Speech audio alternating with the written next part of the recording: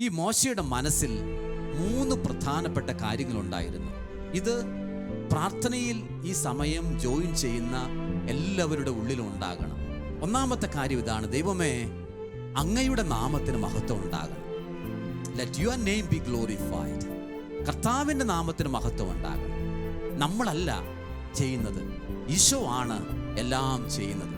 അപ്പോൾ കർത്താവേ, അങ്ങയുടെ നാമത്തിന് മഹത്വം ഉണ്ടാകണം. 2, കർത്താവേ, അങ്ങയുടെ നാമത്തിന് യാതൊരു കളങ്കവും വരാൻ പാടില്ല.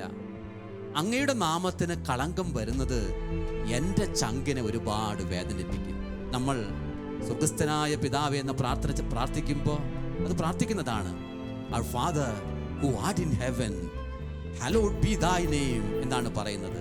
സ്വർഗ്ഗസ്ഥനായ ഞങ്ങളുടെ പിതാവേ, അങ്ങയുടെ നാമം പൂജിതമാകണം. ഞങ്ങളുടെ നാമമല്ല, മറിച്ച് കർത്താവിൻ്റെ നാമം. അപ്പോൾ ഒന്നാമതായി കർത്താവിൻ്റെ നാമം മഹത്വപ്പെടണം. 2ാമതായി ഇതാ, അങ്ങയുടെ നാമത്തിന് യാതൊരു കളങ്കവും ഉണ്ടാകാൻ പാടില്ല. അങ്ങയുടെ നാമത്തിന് കളങ്കമുണ്ടാകുന്നത് എൻ്റെ ചങ്കിനെ ഒരുപാട് വേദനിപ്പിക്കും.